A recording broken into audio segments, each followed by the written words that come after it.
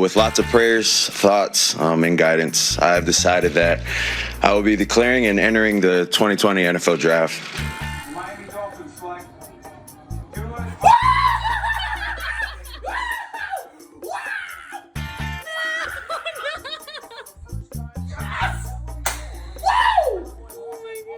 Got word that Tua named the starting quarterback for the Miami Dolphins. Congratulations, little bro. Tricks on the field for the first time.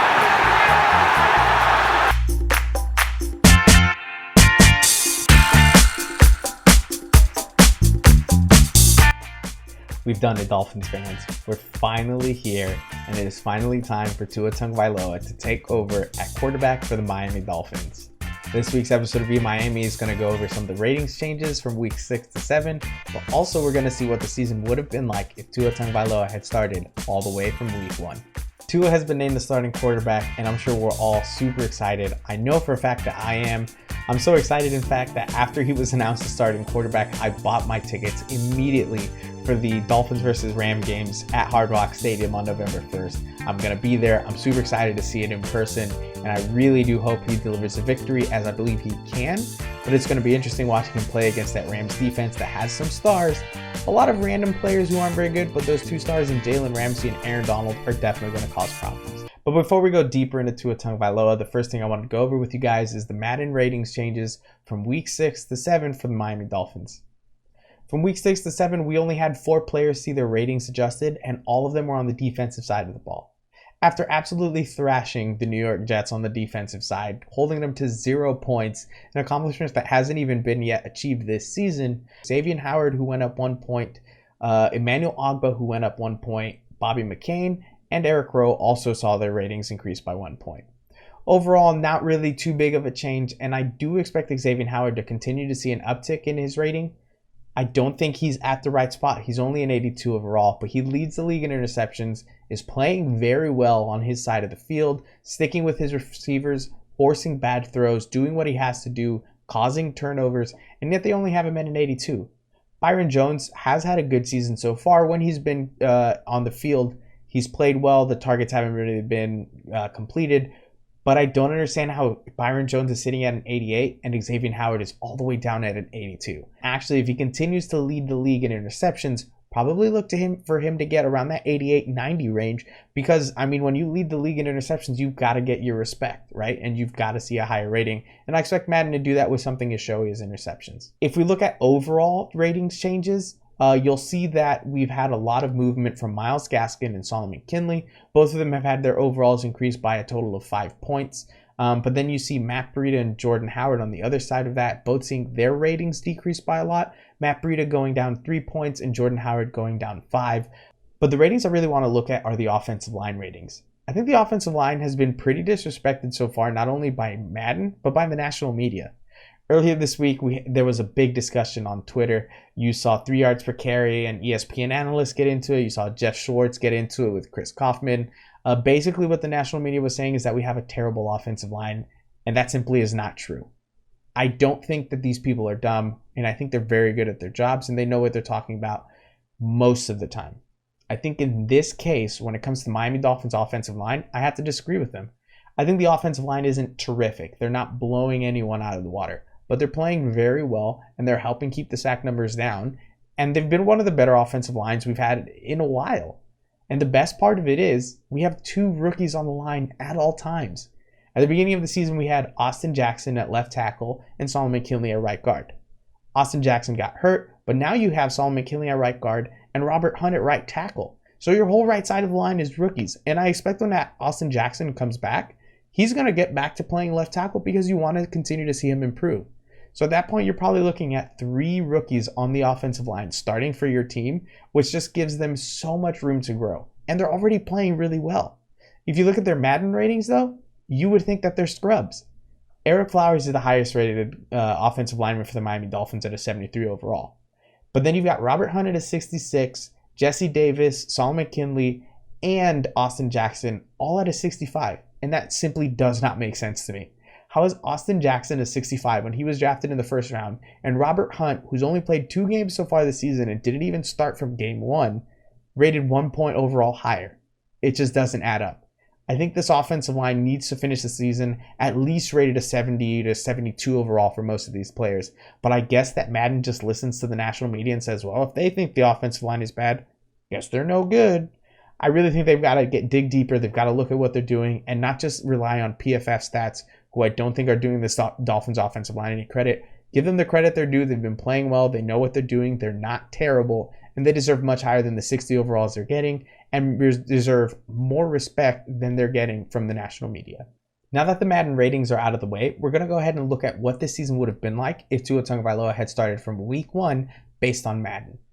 Now, I jumped into franchise mode to do this, right? It was a lot easier for me to not only add up his stats after the first 5 games, but it was also easier for me to adjust the depth charts and see kind of the schedule and what was going on.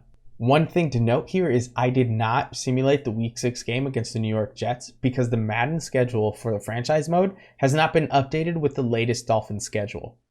I simulated those first 5 games with Tua Tagovailoa at starting quarterback. I put Myles Gaskin in at running back, but I left the offensive line the same. Let's see how Tua Tagovailoa did in those first 5 games and also take a look at some of his stats after those 5 games. And there it is. Dolphins lose that game 1, 35-21 against the New England Patriots. But let's go ahead and take a look at some of the stats. Wow, big game for Tua. 50% pass completion percentage, which isn't great for him. Only a 77 rating. But he had 303 passing yards with 3 touchdowns and 2 interceptions. That's actually a really nice job by him. A 75-yard touchdown. I wonder who scored that. On the rush side of the ball, New England had all the rushing yards. Dolphins not really able to muster up much of a running game. Matt Breida and Tua leading rushers. Myles Gaskin not being able to do much either. And then on the receiving side, Preston Williams, 5 receptions for 120 yards. He had the 75-yard touchdown. I'm assuming it's a touchdown. Mike Gesicki, another good day. But that'll be it for that game 1. Like I said, Dolphins starting the season 0-1. Tua having a decent game, but the defense not able to do anything against the Patriots. Well, the Dolphins lose this game, game 2 against the Buffalo Bills, 31-17. Tua again throwing for over 300 yards. Had to throw the ball a lot, had 51 attempts, but again hovering around 52 completion percentage. I don't think Tua is going to be that low a completion percentage. Even if he was playing against the New England Patriots and the Buffalo Bills, that seems really low for him. But he had 2 touchdowns with 2 interceptions. Longest pass of the day was 25 yards. On the rush side of the ball, Devin Singletary had a decent day, 22 attempts for 82 yards. Myles Gaskin, 12 attempts for 47 yards. And on the receiving side of the ball, Devontae Parker, 9 receptions for 147 yards with a touchdown. John Brown actually just running 7 for 81 with 2 touchdowns. I am curious, what is Tua's rushing stats? 3 attempts for 10 yards, so not so bad for him. Doesn't have any fumbles lost. But yeah, like I said, Dolphins lose game 2. Are now sitting 0-2 with Tua at quarterback. Same place they were with Ryan Fitzpatrick. Just could have been better stats from Tua, but decent stats so far for a rookie. So the Dolphins 0-2, losing to the Bills 31-17. The Dolphins win in overtime 33-27. Tua Tagovailoa getting his first win. Another big passing game for him with 434 passing yards. Let's see the exact stats for him. 37-49 with a 75% completion percentage. That is much closer to what I actually think it's going to be. He had 434 passing yards with 2 touchdowns and 1 interception. Really good day for him passing the ball. On the rush side of things, Myles Gaskin, 17-42 with 2 touchdowns. Again, that's what actually happened. He had a pretty good game against the Jacksonville Jaguars. Tua Tagovailoa with 9 attempts for 36 yards. No rushing touchdown for him. Don't think he has any so far on this season. Devontae Parker with 114 receiving yards. Preston Williams with 91. And Mike Gesicki with 83. Gesicki and Grant being the recipients of the Tua Tagovailoa touchdowns. Ooh, Keelan Cole, 6 for 175 with 2 touchdowns. That's a big day for him. But Tua delivers his first win up for the Miami Dolphins. Let's see how they got it done in overtime. Looks like Mike Gesicki caught a 15-yard pass from Tua Tagovailoa with 35 seconds left in overtime. Just what the Dolphins needed to win that one. Tua gets his first win as a professional, beating the Jacksonville Jaguars 33-27. And the Dolphins get blown out at home 31-6. Tua Tagovailoa has 296 passing yards, but 2 interceptions with no touchdowns. That is not what you'd want to see from him. Russell Wilson actually didn't have that big a day, so I'm assuming they ran the ball really well is what happened, and they did. Chris Carson with 109 rushing yards. Tua Tagovailoa with 12 rushing yards. Russell Wilson actually had 2 rushing touchdowns of his own. On the receiving side of things, Preston Williams with 94 yards, Mike Gesicki with 59. Who scored the Miami Dolphins touchdown? It looks like Chandler Cox scored the only touchdown for the Dolphins on a 1-yard run. But this one did not go well for the Dolphins, losing at home to the Seattle Seahawks 31-6, putting the record to 1-3, same exact spot we were after the Seattle Seahawks game. Interesting how similar the record is when you have Tua Tagovailoa at quarterback. Dolphins lose this one 26-0. Not a very good start to the season for Tua Tagovailoa. The Dolphins start the season 1-4. Tua 15 of 26 passing for 153 yards with a 57% completion percentage, 0 touchdowns and 0 interceptions. Jimmy Garoppolo actually having a really good game with 3 touchdowns on 58% completion percentage.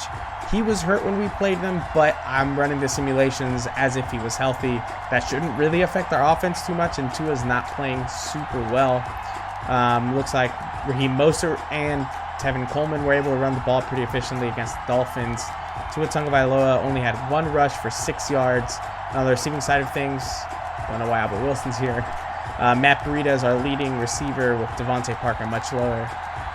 Not a good showing for the Miami Dolphins, losing this one 26-0, taking their record to 1-4. If we take a look at where Tua is in terms of his stats so far after 5 games, he's got 1,489 passing yards on 58% completion percentage, 7 touchdowns and 7 interceptions. If I'm not mistaken, I think Ryan Fitzpatrick right now is at 10 touchdowns and 7 interceptions. So fairly similar stat line, just less touchdowns after 1 less week of playing.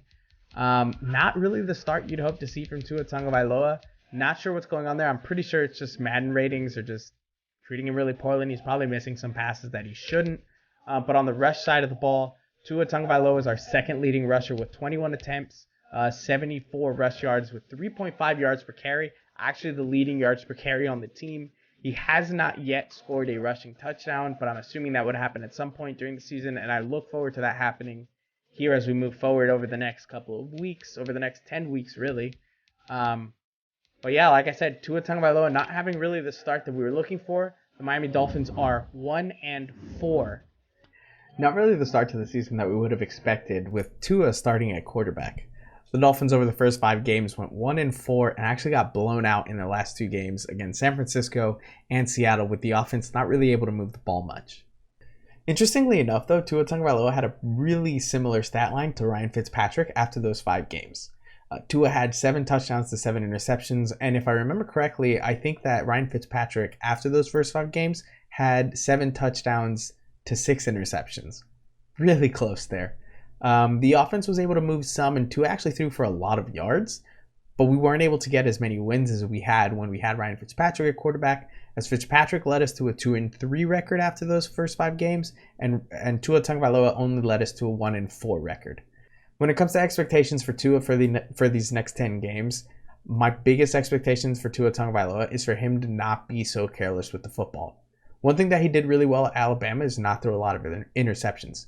He threw some interceptions in some tight windows and made some bad throws against teams like Georgia and Clemson and had the ball picked off here or there, but rarely did you see Tua make a really bad mistake that made you think, whoa, what were you thinking with that pass?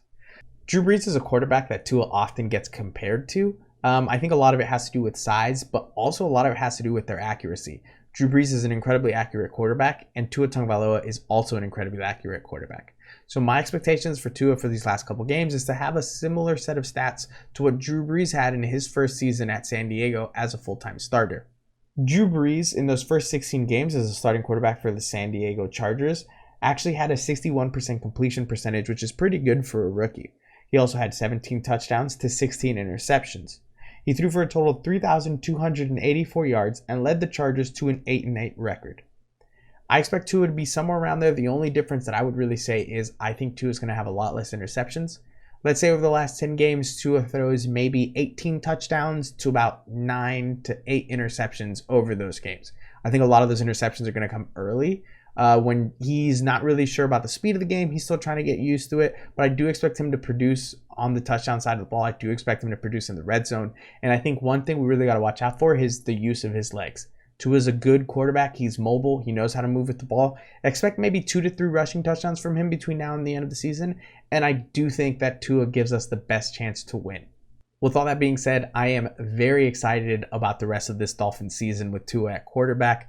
His rating right now is a 73 in Madden. I expect by the end of the season, we'll probably see it closer to a 78, 79, because I do think he's going to play well, and I do think he can lead us to a playoff spot. We're currently at 3-3. The rest of our schedule is really winnable. We almost beat the Patriots, the Bills, and the Seahawks. All of those with Ryan Fitzpatrick at quarterback, and all of those at the beginning of the season when the team was still trying to gel and get together. Coming into the season, I did not think that our goals were playoffs or bust. But at this point, sitting at 3-3 with Tua at quarterback, I trust Coach Flores is thinking about the playoffs, and I think we can actually make it. I hope we can do it. I'm happy to be on this ride. I'm super excited for Tua to be here, and I just hope that we can really keep him healthy, show some great games, and have some great stuff from him.